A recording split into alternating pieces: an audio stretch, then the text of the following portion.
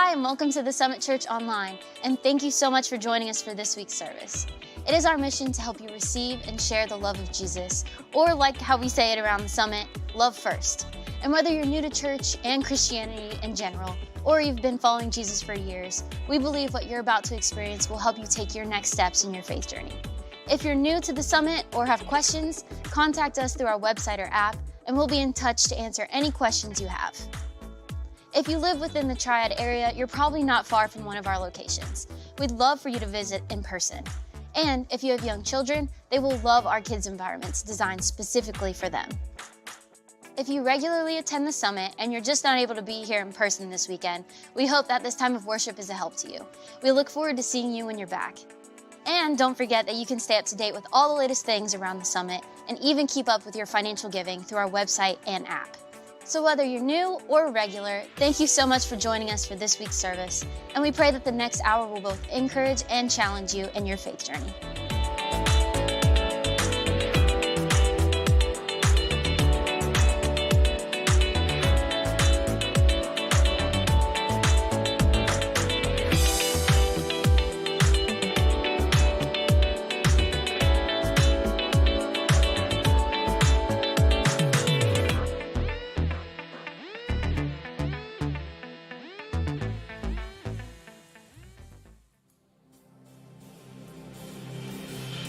Good morning, everybody. Welcome to the Summit. We're going to invite you to stand up. We're going to sing some songs together this morning.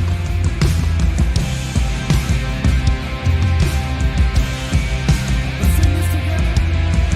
When all I see is the battle, you see my victory.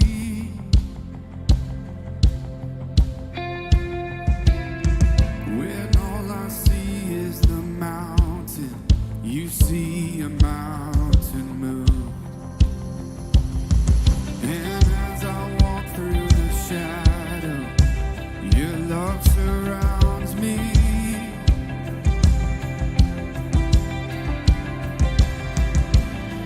There's nothing to fear now, for I am safe with you. So when I fight, I'll fight on my knees with my hands lifted high. Oh God, the battle belongs to you, and every fear I lay at your feet. I'll sing through the night. Oh God, the battle belongs to you. Yeah.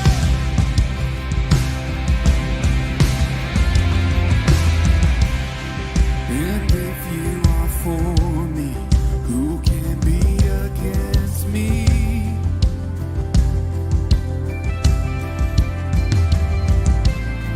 For Jesus is nothing impossible for you. When all I see are the ashes, you say to me,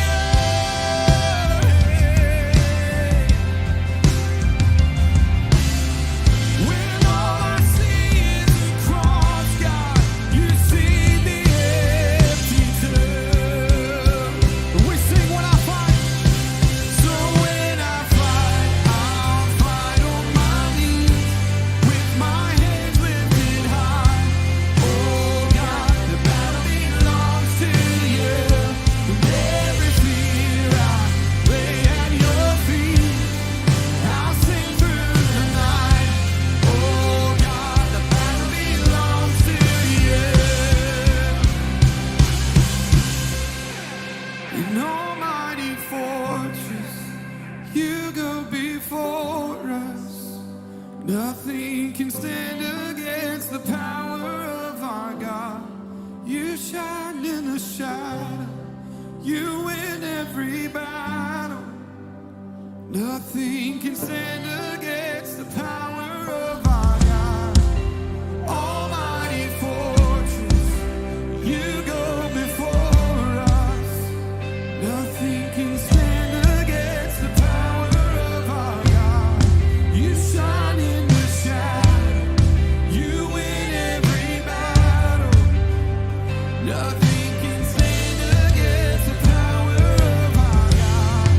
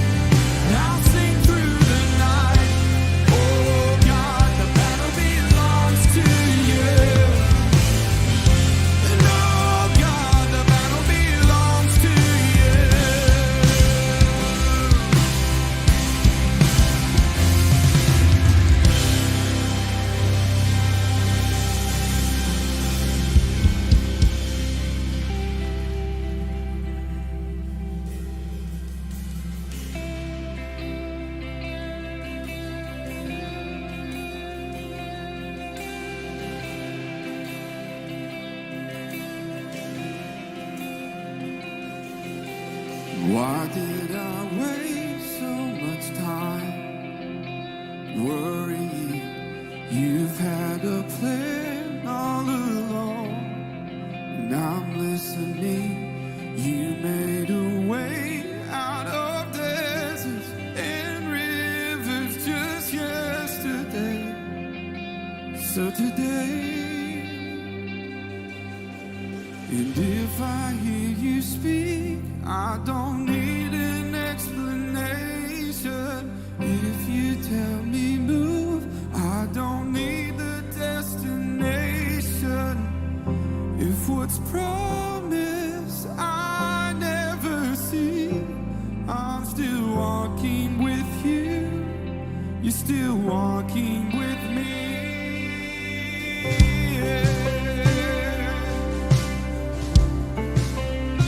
And you never leave my side.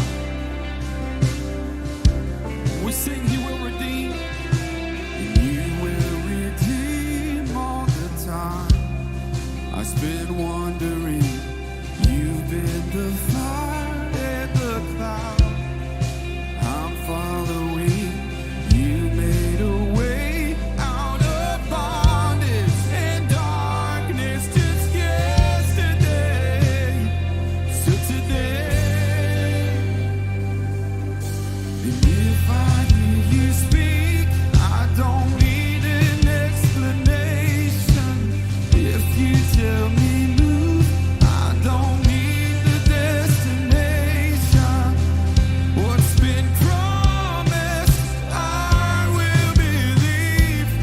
I'm still walking with you. You're still walking with me. And if I know one thing, our God is a deliverer. And if I know one thing, our God is gonna see us through. If I know one thing, our God is a deliverer. And if I know one thing, our God is gonna see us through.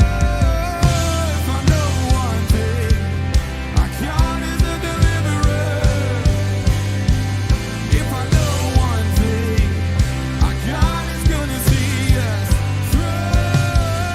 If I know one thing, our God is a deliverer. If I know one thing, our God is gonna see us, He'll see us through.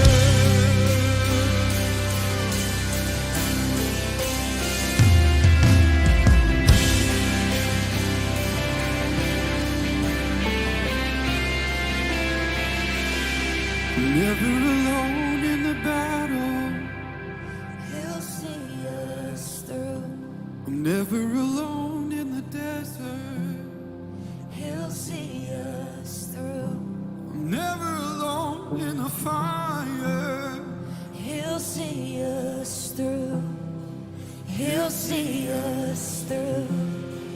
We sing, He'll we're never see alone. us through. I'm never alone in the water. He'll see us through. We're never alone in depression. He'll see us through. We're never alone in addiction. He'll see us through. And He'll see us through. He'll see us through. And all our anxiety.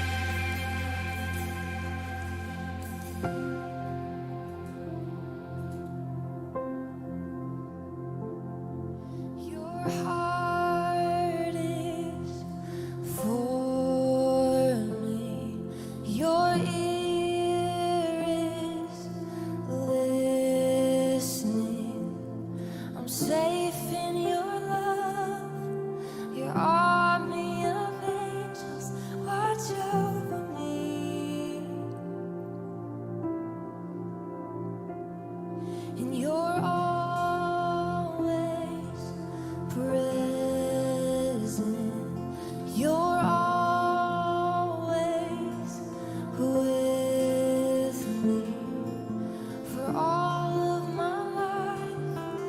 Your favor has followed. You're my covering. I have never walked alone. I've never been abandoned. You are my inheritance. You are my strength and shield, and I have confidence. You go before me. You're my deliverer, and I know I never walk alone.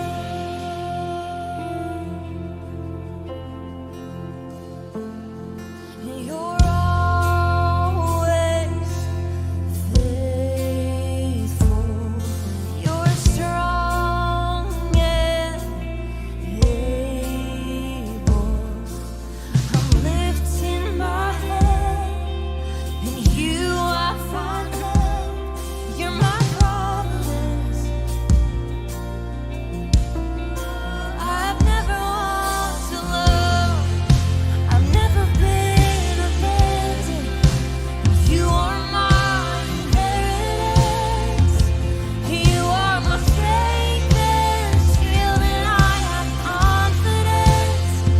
You go before me.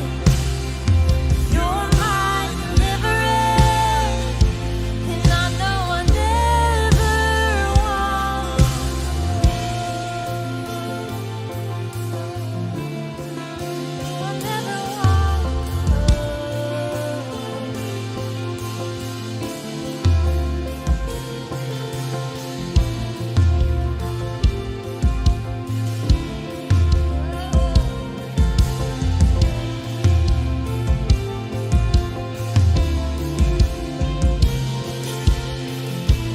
Every hour, every minute, you have always been there. You are faithful, and you always will be. Yeah. In every trial, every failure, you are loyal to me. You are faithful, and you always will be. Yeah. In every hour, every minute, you have always been there. You are faithful, and you always will be. Yeah. In every trial, every failure, you are loyal to me. You are faithful, and you always will be. Yeah. You are faithful, and you always will be. I have never walked alone. I've never been abandoned. You are my inheritance. You are my strength and shield. I have confidence.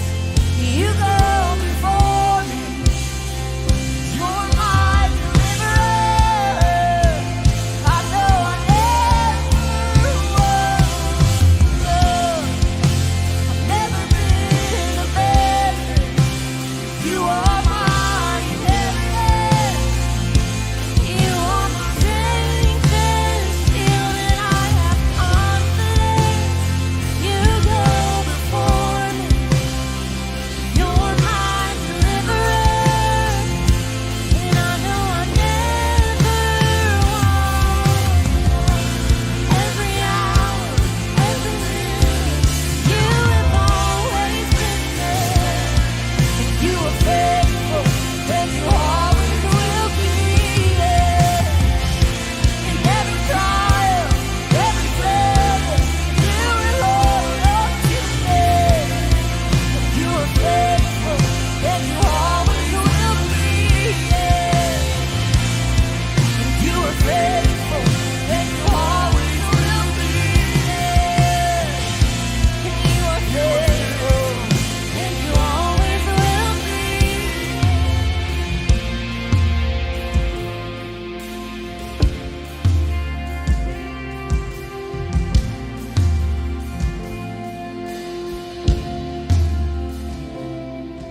You guys can have a seat.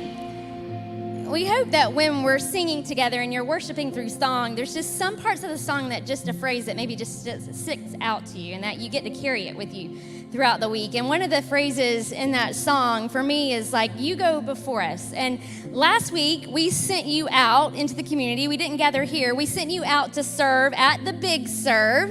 And you guys did a phenomenal job. But one of the things that we told you leading up to that was that we were sending you out on purpose for a purpose. And weeks leading up to the Big Serve, we began to pray that prayer that God would go before us, that we were following his lead into the places where you were being sent. And we asked him to go before us because we wanted to do more than just make things better, make things beautiful. We wanted them to experience who he is through you. And you guys did an amazing job, and you're seeing pictures of that behind me, some of the things that you guys did. And there were over 600 of you that just pushed out into our community. We finished some stuff up yesterday because of the weather. We have an impact team that's going to be serving an elderly client of the Shepherd Center this afternoon with her yard who just lost her husband. And so they're going in there not just to clean the yard, but just to encourage her through her time of grief. And that is what you guys did, whether it was just offering some encouragement to someone. We were in nursing centers that we haven't been able to physically be present in over 3 years. And you stepped into those places and you just brought joy. And we're getting emails and just thank yous through this whole week of like, maybe it was a single mom at Single Moms Car Care that just said, I didn't know what love looked like that. You just loved me for no reason. And it's just been people just saying, thank you for just reaching out to us and being present with us where we were.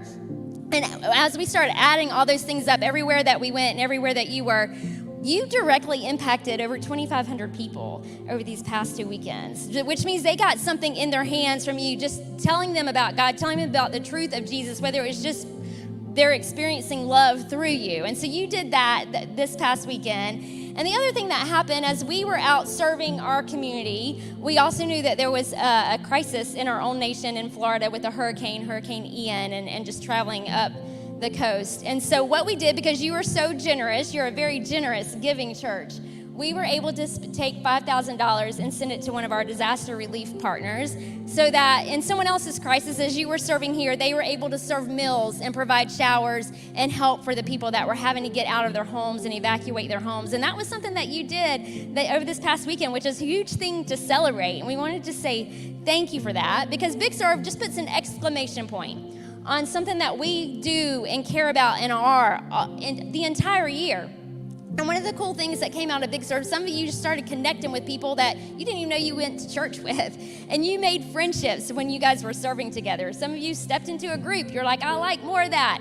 And if that is something that you enjoyed, serving alongside each other, making a difference in the community, we wanted to say that's just not something we do once a year. It's something we do the entire year, and you can get involved with that. We wanted to invite you to be a part of our serve teams, where that is out in the community or right here. Every time that we meet, there's teams just teaching children and just growing people in their faith. And we want you to be a part of that, so you don't have to wait for that one time a year to make an impact. It happens the entire year. And the way that you do that, volunteer orientation is coming up next weekend. You can be a part of that, or you can just see someone in the gallery and just say, I want more of what I experienced this past weekend. I want to make a difference in our community. And we know that God is doing some things that we can't. We asked him to do that. We're like, God, we're going to do what you've called us to do, but what we want is what you can do over and beyond that. And so we wanted to take just a second in the service today to thank God for what he's done, but also what he's doing kind of behind the scenes. And so if you'll pray with me for that. Jesus, we just thank you so much for who you are and just how you've strategically placed us in our community and in our country just to love other people, whether it's right here in our own community or far away. You have just lavished on us your gifts and your mercies and your talents. And I just thank you for the people that are putting them into good use just to make your name great. And we just know that we've received that favor, and it comes with responsibility. And so we just thank you for that. And we just say, as your people, we want to continue to step into that responsibility of loving others the way that you have asked us to. And we just ask that you do what we cannot do, just the spiritual things that you are doing in people's lives, just by us opening the doorway for that through this Big Serve and what we're doing this morning. And we just thank you for it. In your name we pray. Amen.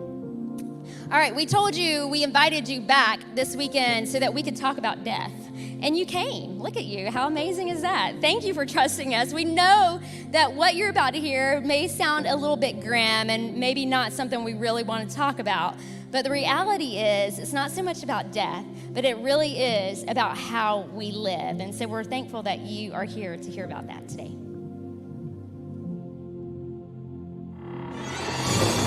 Welcome all, you mortals here, and ponder now the end you fear. For just as you were granted breath, your time on earth will end in death. In time, for you shall mourners weep, as soil entombs you in sweet sleep. So cherish now those dear to you, and understand God's love is true. Despite your troubles, work, and strife, consider now the afterlife. Do not waste these precious hours that bloom and wilt like graveside flowers. The life you live, a seed you sow, into eternity will grow. Time is fleeting, you will find, so live your life with the end in mind.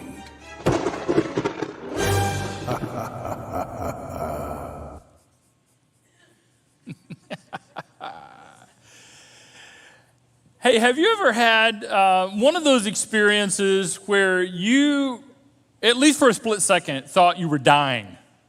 Or since you've never died before, at least wondered, is this it? Right? It's just like, am I dying? Is this it? And we have a phrase that we use, and I'm not really sure how accurate it is. It's not really literal, I don't think. But my whole life flashed before my eyes. I mean, is that even possible? You know, your whole life flashed before your eyes. But we know what they mean when they say that. It's just like one of those like, it's kind of chaotic, random. You're not quite sure what's going on, but you're wondering, is this it? Is this the big one? I've had a couple of those experiences. One in particular that comes to mind, maybe it'll make you think of one of your experiences. Our girls were little, and we were coming home late. It was late after bedtime and dark, obviously. We're pulling up to the house. It's really late, and Donna said, I tell you what, I'll get the girls and their stuff together. You go on up and unlock the front door, turn the lights on so we can see getting all the stuff unloaded. Because, you know, with little kids, you have stuff. And so we were getting, you know, that's our routine. I get out of the minivan. I walk up to the front door, get my key out, and stick the key in the door. And then something hits me in the face. Boom. I mean, what in the world? And I mean, what happened in the next few moments was one of the most chaotic experiences of my life. What I was not aware of what was happening to me in the moment was on the beautiful wreath that my wife had put at the front door, evidently, was a bird who was sleeping. And I surprised him. So he decided to surprise me right back. And so immediately, boom, right in the face. And I didn't know what was going on. I mean, eventually I pieced it all together, but I could feel these sharp things right here, right in my chin, just, I guess, the claws, you know. And as I turned around, then all of a sudden I heard this, and my wings were slapping me in the face. I didn't know that's what it was. I mean, it's pitch dark, and so I did what anybody would do. I started running and screaming, I started running back to and Donna gets out, and she's like, what's going on? And so, you know, by that point, the bird had, or, you know, I didn't know it was a bird, but it had let go, and I don't know if it made it, but there I was, you know. I showed up at the van quite disheveled. Looked like I'd been in a war. I had bird poop all over my face. It was in my mouth. Yeah, because so in that moment, I'm like, am I dying? I mean, afterwards, when I realized what was happening, I'm like, now I'm going to get bird flu, and I'm really going to die. Right? Yeah. You ever had a moment? Something like that? Yeah. And then we have what we all call the wake-up call, right? You ever had a wake-up call? The situation that happened to you, and it was serious, but we say this, and you finish it for me. It could have been so much worse. Yeah. The car accident, the cancer diagnosis. That cancer is always a big deal, but you're so grateful they found it as early as they did, because had they not found it as soon as they did, the outcome would have been different. Or the heart attack or the stroke. And heart attacks, strokes, those are big deals. But the doctor said, oh, you know what? It could have been so much worse. Those moments that just wake us up to the reality of the fact that we're going to die. I want to suggest to you that I think we should all probably spend a little bit more time thinking about death than we do, and dying. Why? Because we're all going to die. I mean, it's going to be a part of every one of our lives. Death is just a part of life. And we should probably spend a little bit more time thinking about it than we do. Now, as kids, Disney tries to help us. They really do. I mean, they try to let us know, hey, kids, as you're watching this movie, you need to know that this is a part of reality. Right? Bambi, mom gets killed off right up front. Finding Nemo, mom gets killed off right up front. Like, I don't know why it's the mom. I don't know if there's a meeting somewhere, and it goes like, okay, here's the deal. We'll knock mom off at the beginning just to make it interesting. We're like, what? Why is it the mom? Well, it's not always the mom. Moana, grandma dies at the beginning. Lion King, dad dies at the beginning. And oh my goodness, if you've seen Up, if you haven't, warning. It's just this big, long, and then boom, she dies. And it's like, and the movie just started, right? And the kids are like, I don't know why mom's crying so much. What's going on, you know? Disney tries to help us. Death is a part of life. We have all these phrases in our language. We talk about death, you know, lightheartedly a lot, because we say these things, you know. Someone kicked the bucket. We know what that means. They're pushing up daisies. We know what they mean. Somebody croaked, or they keeled over. We know exactly what somebody's talking about. We talk about someone being deceased, or they passed away. Hey, and it's October, so now we decorate it with it. We decorate R.I.P., R.I.P., rest in peace. It's a part of our world, but we really don't think about it like we should. We should think about it more. It's a dangerous place, this world we live in. It's very dangerous. A lot of times we don't realize how dangerous the world is. Do you know that in the United States alone in 2022, so far in 2022, this year in the United States alone, 46 people have died in association with lawnmowers.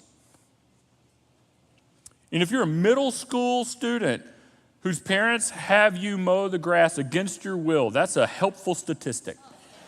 Just remind mom, I don't think this is a good idea, mom. I don't want to be 47. Did you know? It's proven.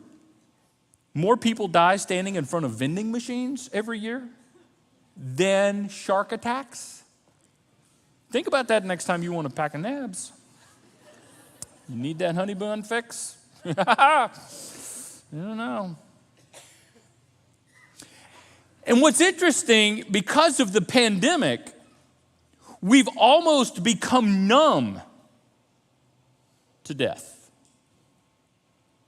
I mean, if you go back and think about in 2020, all the way through the middle of 2021, what was the lead story of all the news outlets, online, TV? What was almost always the lead story? How many people had died so far?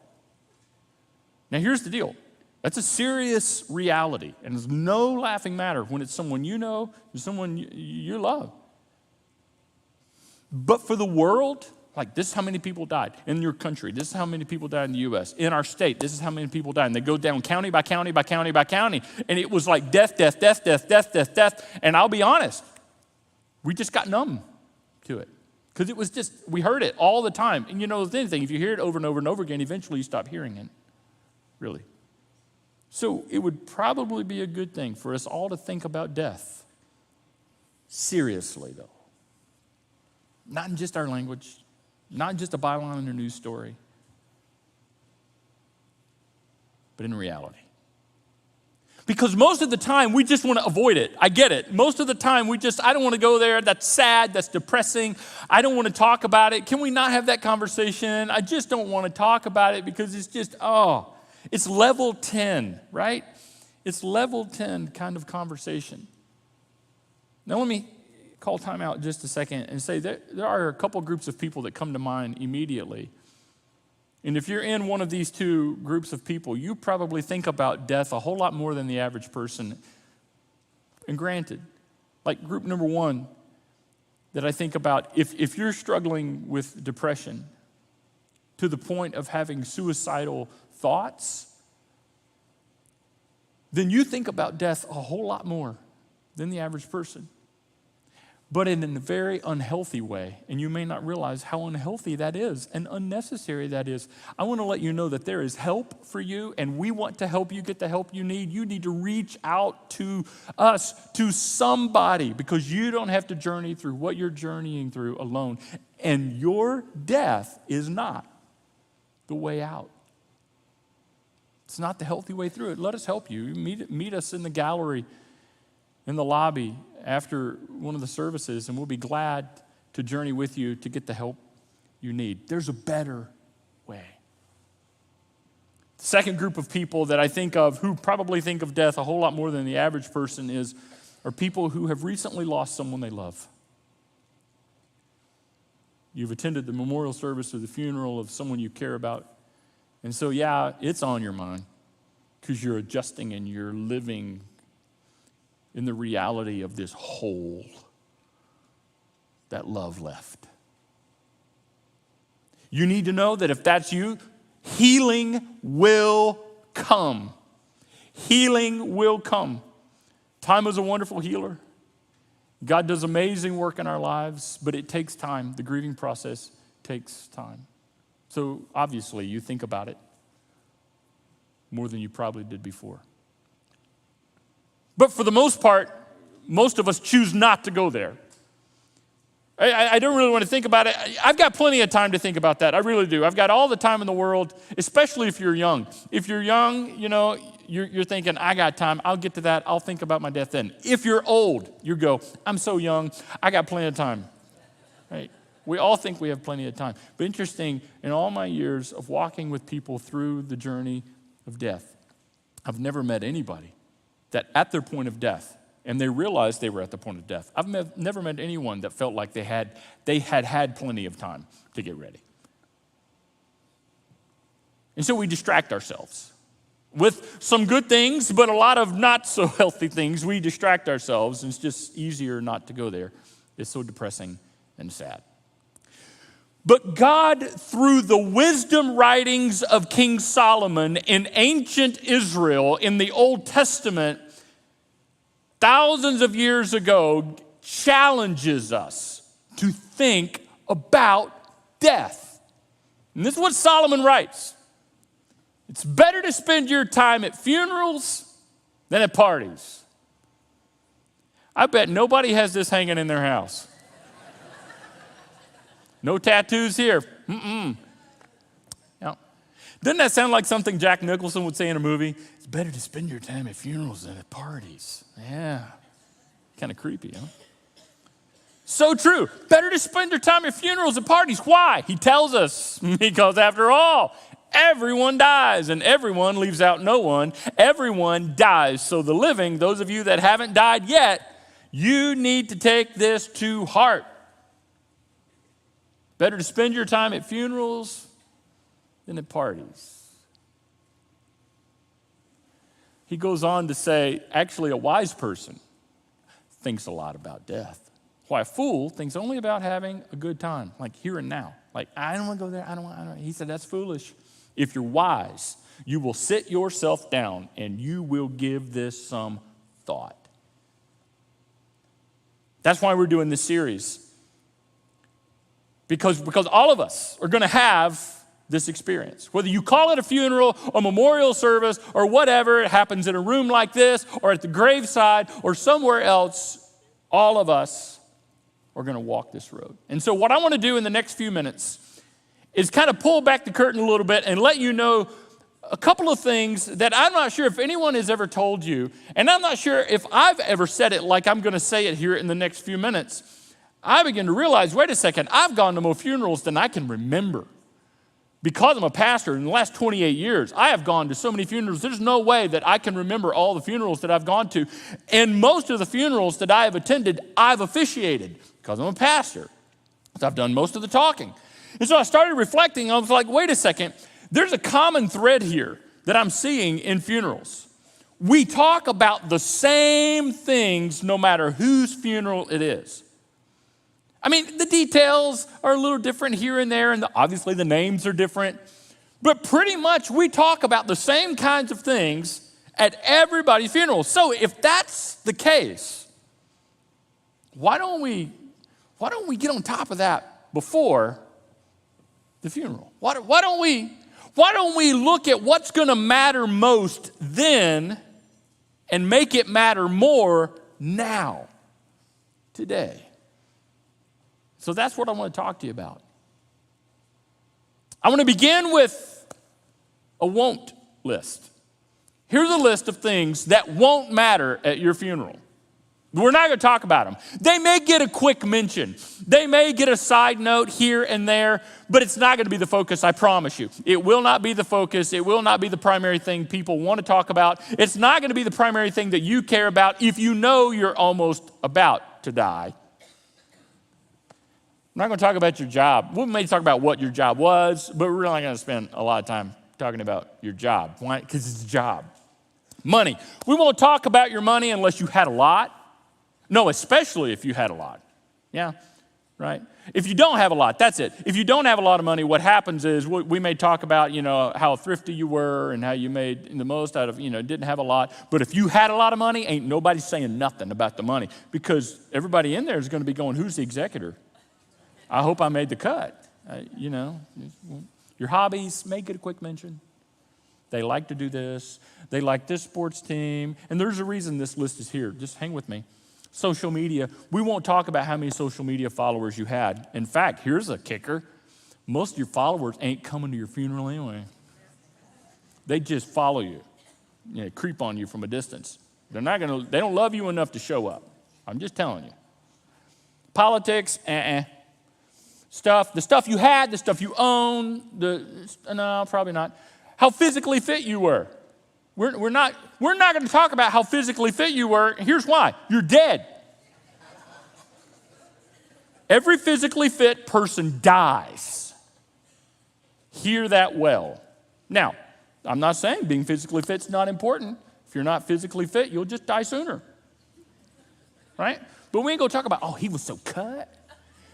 She looked 20 years younger than she really was. No. We don't talk about it. The only reason we talk about how physically fit you were is like we're shocked that you died so soon. And he ran every day and stuff wasn't even chasing him. He just ran for fun and keeled over. Can you believe it? Yeah, physically fit. We won't talk about that. Your to-do list, how much you got done or didn't get done, it won't come up.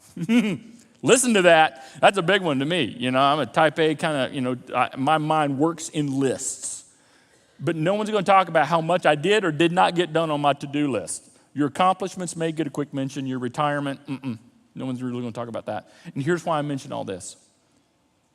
Isn't it true that we spend most of our lives on this list?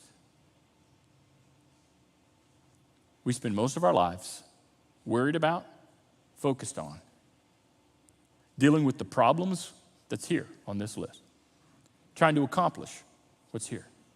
So laser focused on this. And none of this is really what's going to be talked about all that much. You may get a mention. Now, nothing wrong with these things per se. Some of these things do matter, and some of them matter a lot. They just don't matter the most. Some of these are nice distractions along the way, kind of make life livable and kind of fun along the way, but I'm just telling you, these things are not what's going to matter the most. I wonder, when you look at this list, which one jumps out to you and goes, whoo, that's you, that's me. I get consumed with this. So the things that consume us now will not be the things that really matter then. all that much. So I share this with you not to make you sad, not to bum you out, but to kind of wake you up a little bit and to wake us up a little bit to say, hey, listen, I know what we're going to talk about at your funeral. I know.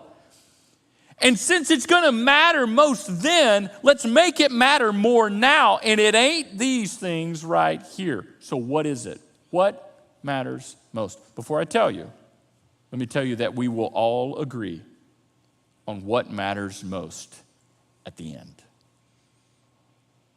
All of us are going to want the same things regardless. And it has to do with two areas. Here's what matters most. Something about God and something about people. That's it. Whether you're spiritual or not, whether you are a church-going person or not, I'm telling you, I've done the funerals. I've talked with the families. Only two things. It has something to do with God and the people you loved and the people that loved you. Everything else, details, minor details. And yet, isn't it interesting how we spend most of our lives on the stuff that don't make the cut in the end? Now, this shouldn't be a surprise to me. It shouldn't be a surprise to you. Not only do we see this at the funerals where we've attended. I mean, if you think back, you're like, you're right. I'm not trying to be right. I'm just telling you, trying to point out what we all kind of know here. But God has told us this. God has showed us this all throughout the Bible narrative, all throughout the scriptural story.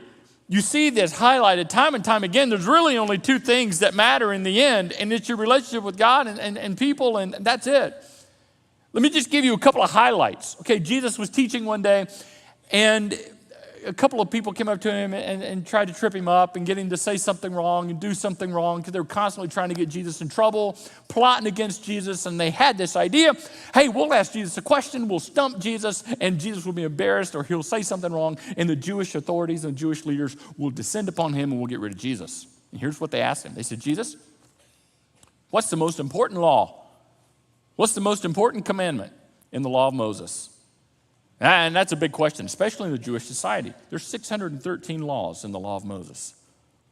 613 do's and don'ts in the Old Testament. 613, and you're asking me to say which one is the most important? They thought they had Jesus. Here's what Jesus said. Watch this. You must love the Lord your God with all your heart, all your soul, and all your mind. Then he goes on to say, love your neighbor as yourself. So he gives them kind of two sides of one coin. And he goes on to say that the entire law and all the demands of the prophets, in fact, the whole Old Testament, are based on these two commandments. So he summarized the whole Old Testament into two commands. Love the Lord your God with everything you got, and love people, your neighbor, as yourself. Do you get that? God, people, the vertical and the horizontal. The only two things, really, that you can summarize the whole Old Testament. The only two things that are going to matter in the end, something about God, something about people, Jesus said is that's how you basically summarize the entire Old Testament scriptures. Now, let me fast forward. Towards the end of Jesus' ministry, he gave us what he called the new command. Not number 614. This was a command that kind of like supersedes all other commands. I mean, and if you can get this one right, everything else will fall into place. Jesus' new command, and we talk about it here at the Summit all the time. He said, love each other. And just as I've loved you, you should love each other. Look here. It's the same two elements, the vertical and the horizontal. As I have loved you, relationship with God, love each other, people. So the whole Old Testament is about God and people. Jesus said the new command is all about receiving love from God and then sharing that love with each other, people. And so there it is again. It really comes down to those two things. I want to show you one more. If you fast forward A few decades after Jesus said this, Paul is writing to a group of Christians in the first century in the city of Galatia who were really freaking out over all the requirements that they felt like were placed on them. You know, you got the law of Moses, and some of us are Jews and some of us are not, and those of us that are not, do we need to care about the law of Moses? Do we need to try to keep all those and figure that out? And then we got all these holy days and the traditions and all this kind of stuff, and I'm not quite sure what to do, and we're freaking out and we don't know what to do. Paul, we don't know what to do. And all the important things, not that those things are not important, and not that they don't have a place. But here's what Paul said. The only thing that counts is faith expressing itself through love. That's a bold statement. Paul, you better back this one up. The only thing that counts. Listen very carefully. There are a lot of things that matter, but the only two things that count is faith, the God component, expressing itself through love, the people component. A lot of things in life matter, but only two things are going to count in the end. The only two things you're really going to care about in the end. The only two things that are going to matter at your funeral, or the things that are going to matter more than anything else, is your relationship with God and how you treated other people. That's all you're going to care about. If you are aware that you're about to die, these are the only things that you're going to care about. And the people that gather over your grave or your urn or your casket, or they get around to talk about you, these are the only two things that they're going to care to talk about as well. Your relationship with God and how you treated other people. Some of you are going, well, I know this, man. Pastor, I know this. I've been a Christian all these years. I know that. I know this. Well, I get, okay, so you may have gotten the answer right on the test. You know this, okay?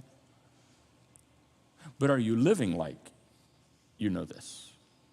Or are you, like so many of us, so distracted with lesser important things? I mean, you find yourself spending all your time on things that are not going to matter all that much. I mean, they matter, but just in the end, they don't really count. What counts is faith, expressing itself through love. It's your relationship with God and how you treated other people. This is what families want me to talk about. When I meet with families, to talk about, what we're going to talk about here in the funeral and the memorial service, this is what they want to talk about. And listen very carefully, I'll say this in the most kind way I know. When either of these two things are not present in someone's life, it is really awkward to try to figure out what the heck I'm going to say. The family doesn't, we got nothing. We don't know. We don't know. Me liked Harleys. Right? I mean, it comes back to one of the lesser important things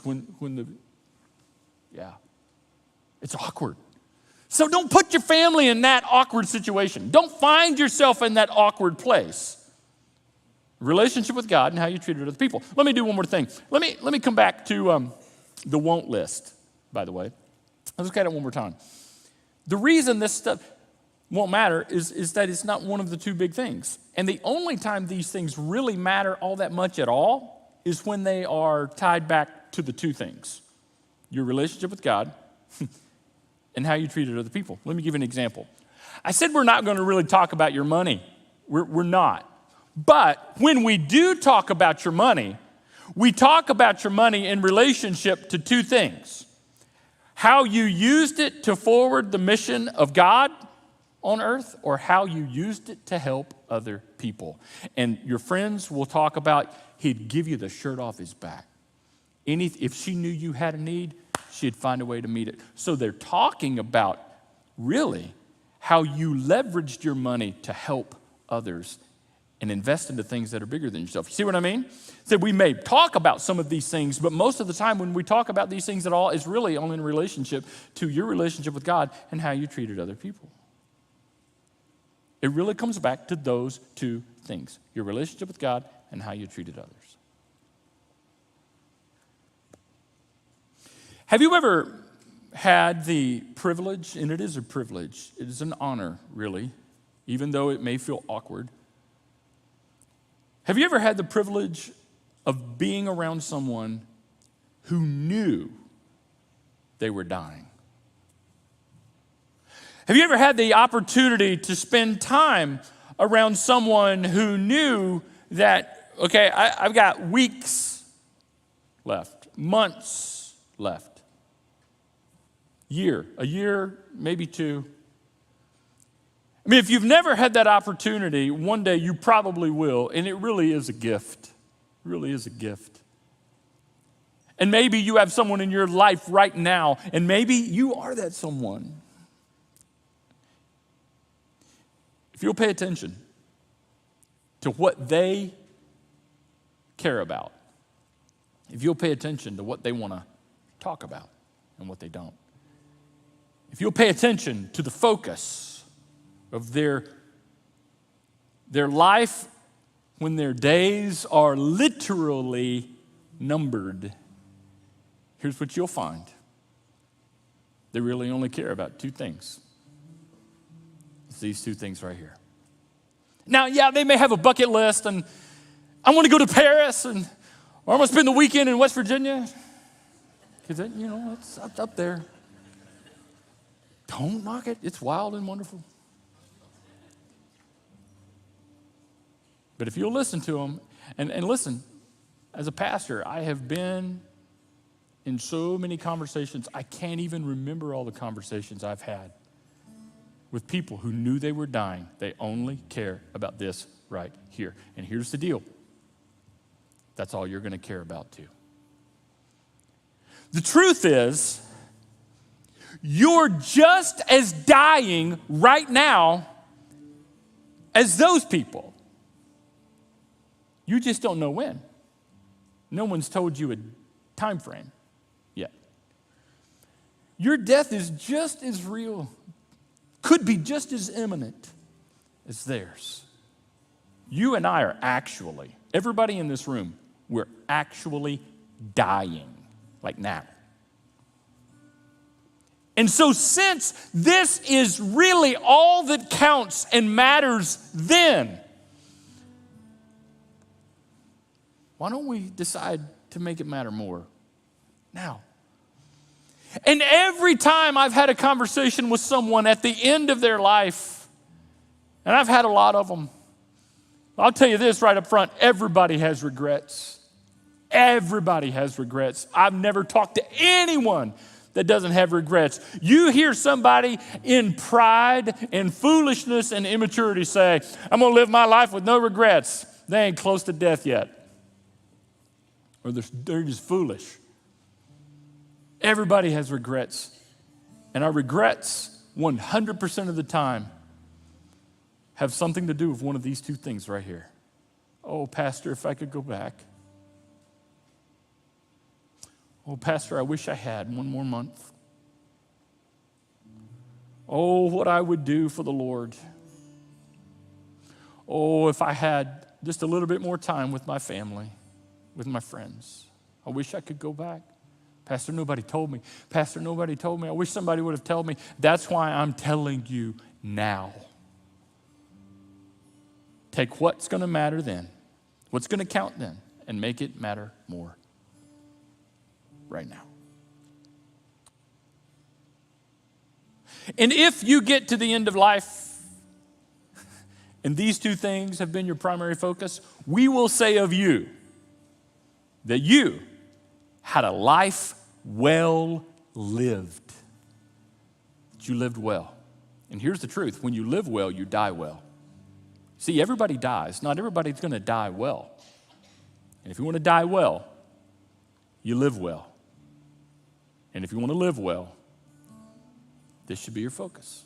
Because this is all that's going to matter then. Let's make it matter more today. May we all choose, because we all have the choice, to die well by living well. Let's pray. Our Father, thank you. Thank you for the wake-up call in this moment for many of us that, quite honestly, could feel more than a reminder. It's almost like a gut punch. It's hard. It's sobering. It's challenging. It's raw. We are dying, and it's not a matter of if, it's only a matter of when, and we don't know the when, but we know the what will matter. What will matter most? What's really going to count? And that's our connection with you and our connection with the people around us. Father, I get so distracted with lesser things. Please help me to laser my focus. We all get distracted with lesser things. May we all laser our focus in on what's going to matter most then and make it matter more today, so that we can live a life well lived and then die well. It's our choice. May we make the choice and help us. In Jesus' name, amen. When peace like a river attendeth my way, and when sorrows like sea billows roll, and whatever my lot thou hast taught me to say, it is well with my soul, and it is well with my soul, and it is well, it is well with my soul, and it is well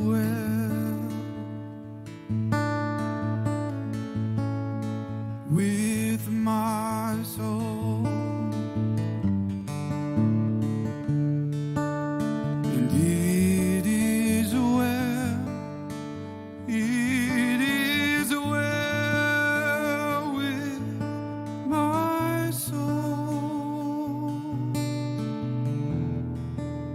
and it is well, it is well with my soul.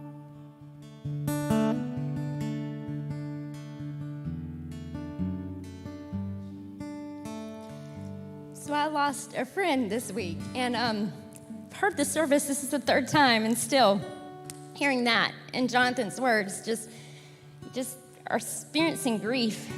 And so many times it's just something we want to back away from because we don't want to hurt, and that's just normal. But when we get to live a life like Jonathan described with God and people, which is how my friend lived his life, is that we get to walk into grief even though it hurts and we don't want to sit there. We just get to know that God's goodness is in it. And as my friend, he got to where he couldn't speak before he passed. And so they took a whiteboard out. And what he wrote on the whiteboard was, "He is enough." And I don't know if that's where your struggle is like, is he gonna be enough for you in your grief? And he is. Or maybe you're just trying to figure out those priorities where you've kind of prioritized some things that aren't really gonna matter at the end, and you've made lesser of the things, God and people. And what you need to know is that when you do that, when you make that choice to put God and people first, that he's enough to carry you through. And we know this series has been a little tough to talk about because we just don't want to talk about it. But the reality is, like, God is with us in those moments of grief, and he's with those moments to help us live our lives well. And that is what we want you to experience here, so that we can live well and we can die well with each other. And through all of that, we know that he is enough. And so as you walk through this week and you begin to process the things that are a little difficult to think about, we just want you to know that through this series that we're bringing you hope to know that we can live that life, the full life that Jesus intended us to live. And for some of you, you've already made that choice. You have said, I want to be a follower of Jesus, and every decision that I make is going to be filtered through that. And some of you are discovering that. We know that you are. You ask questions, and we love those questions. And you're ready to make that known to everyone, that you have made Jesus the priority of your life, and you want to be a follower of him. And so we want to invite you to be baptized, to be a part of that. And so we are getting ready for baptism soon, and want to invite you for us to celebrate with you in that decision that you want to make public to follow him. And so you can scan the QR code in the seat back pocket in front of you, or you can always see someone here in the gallery. And we want to help you take that next step of making him known in your life so that you can live and die a life and death worth living and dying for, because he has become the focus of it. So we want to invite you back next week, and go home, eat some comfort food after everything that you've heard today. Make yourself feel a little bit better. You got football, you got some comfort food, and we will see you guys next week.